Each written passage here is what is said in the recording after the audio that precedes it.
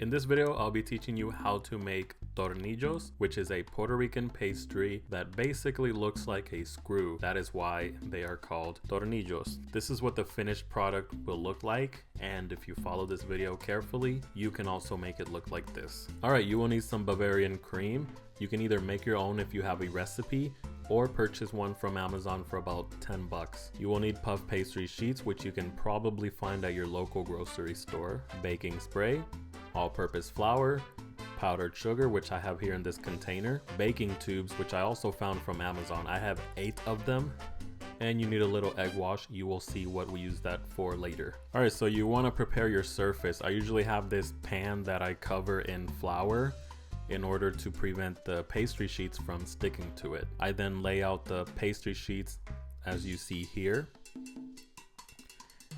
And then normally if you have a roller, you can actually roll the pastry sheets to make it bigger, but I don't have a roller, so I'm just gonna use this baking tube.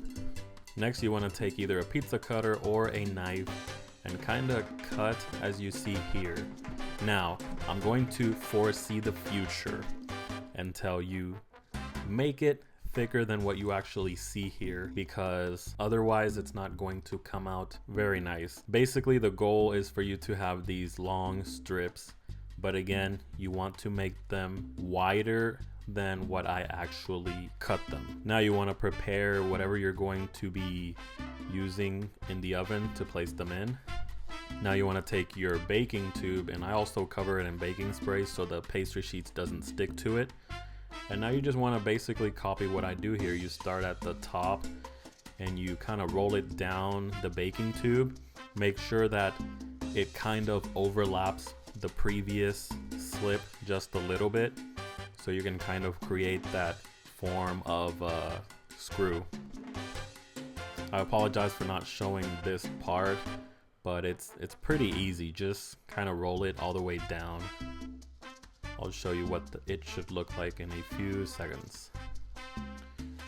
Alright, so when you get to the tip at the bottom, you want to add some of that egg wash in order to prevent it from popping out in the oven. Once you do that, you want to start aligning them, and this is what they should look like.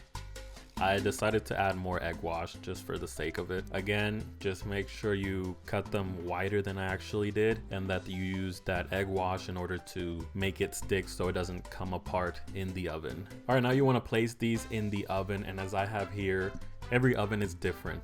On my oven, I just put it on 400 degrees Fahrenheit for approximately 8 to 10 minutes, but you should just watch your oven and make sure they don't burn. This is what they should look like in the end.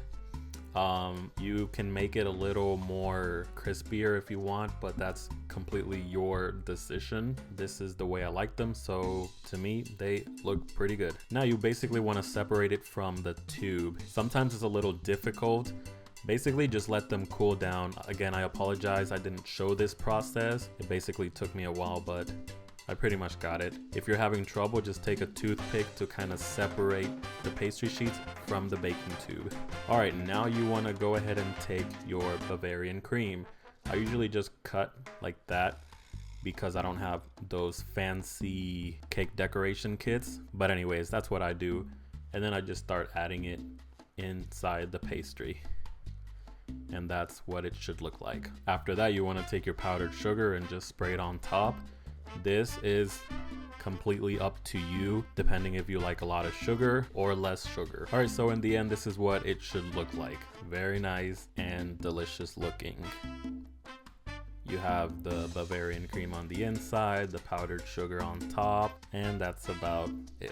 So just repeat the process for the rest of them. Again, I have 8 baking tubes, so I made about 8 or more, but that's pretty much it. If you have leftover pastry sheets, you can continue to make a second batch and kind of improve on the previous batch. This is a learning experience. It's not gonna be perfect the first time, but if you just follow this easy video, you should be good to go.